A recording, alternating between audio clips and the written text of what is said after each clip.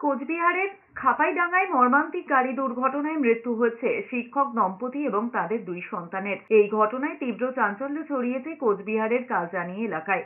Police এবং স্থানীয় সূত্রে জানা গিয়েছে, সঞ্জিত রায় এবং বিপাশা সরকার রায় ছিলেন পেশায় স্কুলের শিক্ষক শিক্ষিকা। তাদের বাড়ি কোচবিহারের বানেশ্বর গ্রাম পঞ্চায়েতের কাওয়ারগঞ্জ এলাকায়। রবিবার রাতেই তুফানগঞ্জ ২ নম্বর ব্লক এলাকায় ওই পরিবারের একটি বিয়ের অনুষ্ঠানে নিমন্ত্রণ ছিল। রায় দম্পতি তাদের ২ বছরের ছেলে ইভান এবং ৫ বছরের ইশ্বশ্রীকে নিয়ে সেই নিমন্ত্রণ রক্ষা করতে গিয়েছিলেন। রাতে তাঁরা নিজেদের গাড়ি করে বাড়ি ফিরছিলেন। সঞ্জিত রায় নিজেই গাড়ি ড্রাইভ করছিলেন বলে খবর। রাত 11:30-12টা নাগাদ কালজানি হেরিটেজ এলাকার রাস্তা দিয়ে গাড়িটি যাচ্ছিল।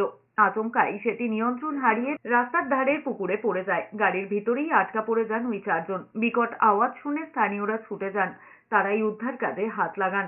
কাঁচ ভেঙে গাড়ির ভিতর থেকে চারজনকে উদ্ধার করা হয়। দ্রুত তাদের মহারাজা জিতেন্দ্র নারায়ণ হাসপাতালে নিয়ে যাওয়া হয়েছে, কিন্তু তার আগেই সব শেষ। চিকিৎসকরা প্রাথমিক পরীক্ষার পর তাদের মৃত বলে ঘোষণা করেন। পরে দুর্ঘটনাস্থল এবং হাসপাতালে পুলিশ যায়। রাতেই পুকুর থেকে দুর্ঘটনাগ্রস্ত গাড়িটিকে তোলা হয়। আমার দাদা বৌদি ভাস্তা ভাস্তি সবাই মিলে যায়। তো রাত 11:30 নাগাদ আমরা ফোনের মধ্যে শুনতে পারি যে অ্যাক্সিডেন্ট হয়েছে। তারপর বাড়ি থেকে সবাই সেই স্পটে চলে যাই।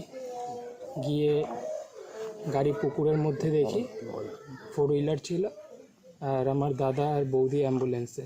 তখনই আমার দাদা আর বৌদি এক্সপায়ার করেছে।